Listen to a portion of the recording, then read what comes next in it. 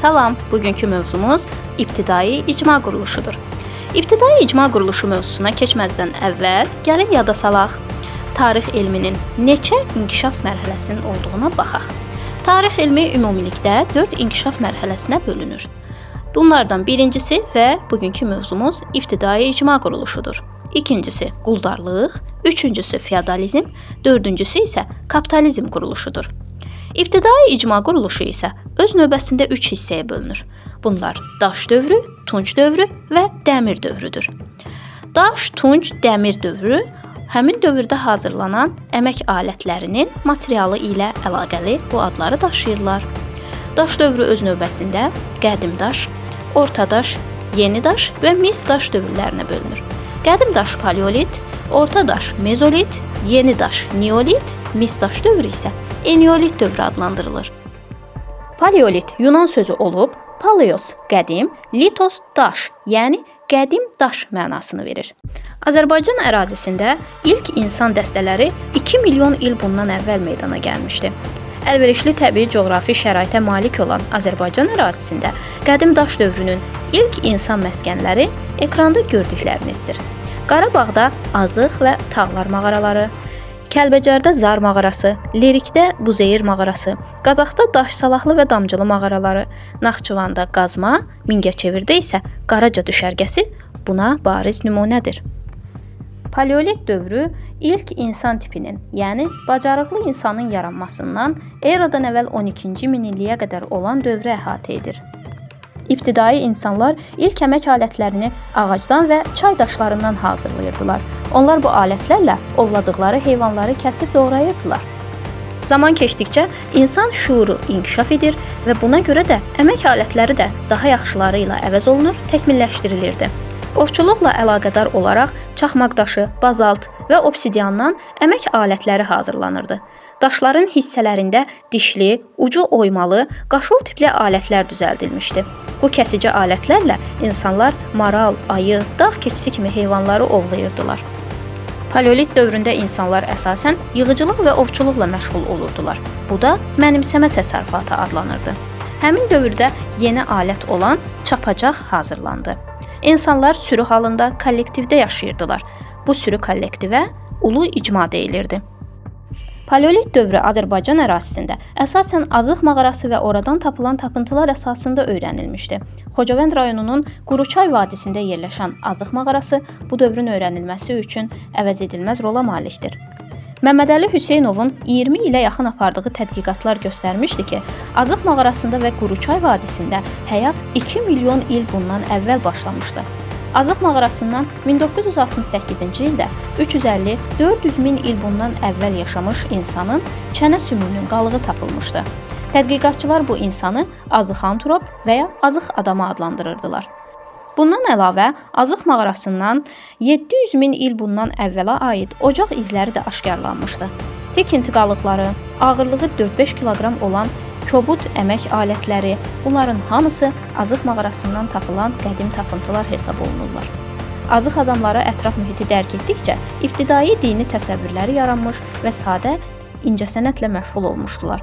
Üzərində müəyyən işarələr cızılmış ayı kəllələri aşkar edilməsi sadə dini ayinlərin yaranması ilə bağlıdır.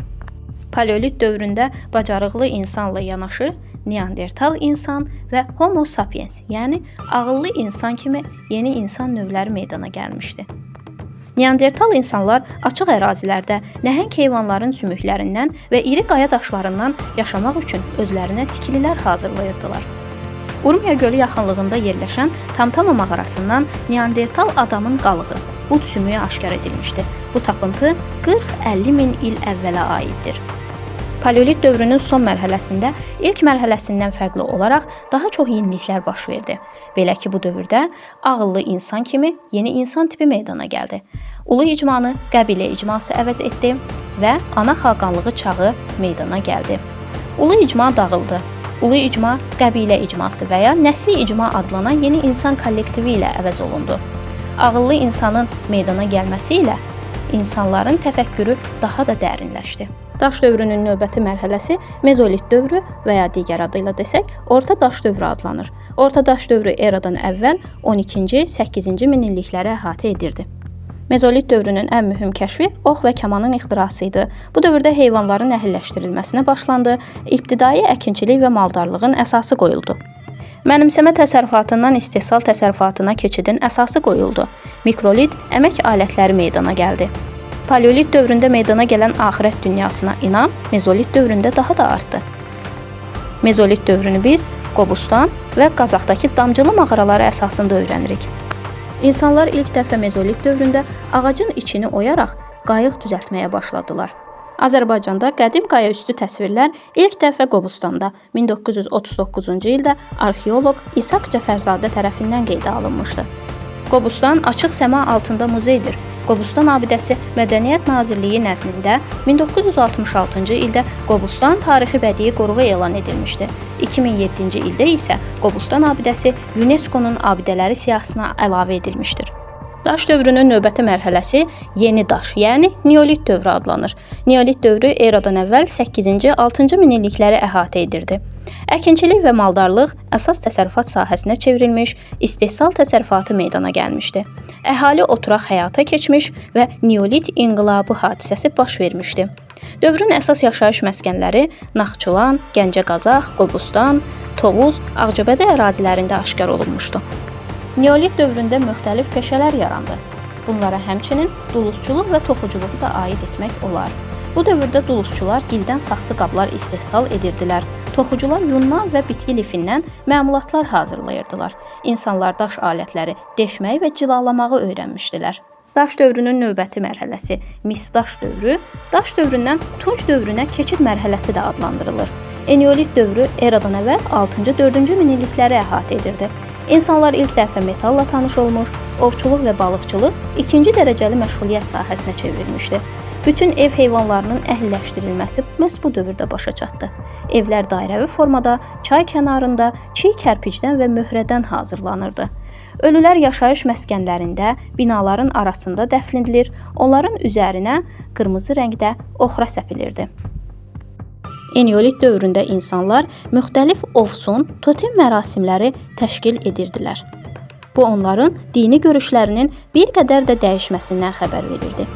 Bu dövrdə saxsı qabların davamlılığını və keyfiyyətini yüksəltmək üçün yeni texniki üsullardan istifadə olunurdu. Gilin tərkibinə xırda doğranmış saman və başqa qatışıqlar əlavə edirdilər. Süfrə üçün istehsal olunan qabların səthi isə xüsusi səliqə ilə hazırlanır, onlara müxtəlif naxışlar vurulurdu. Saxsı qabları bişirmək üçün kürələr meydana gəlmişdi. Gil qab düzəldən ustalar getdikcə daha yüksək istilik əldə etməyi öyrənmişdilər. Məhz bu dövrdə ibtidai metal işləmənin əsası qoyuldu. Azərbaycanın bu dövr mədəniyyət abidələri arasında qadın heykəlləri də tapılmışdır. Misdaş dövrünün son mərhələsində metallurgiya sahəsində baş verən dəyişiklik insanların həyatında da yeni, daha mütərəqqi mərhələnin, yəni Tunc dövrünün başlanğıcını qoymuşdu. İbtidai icma quruluşunun daş dövrü mərhələsinin izahı bu qədər. Ümidvaram ki, hər kəs üçün faydalı olmuşdur. Növbəti video izahlarda görüşənədək.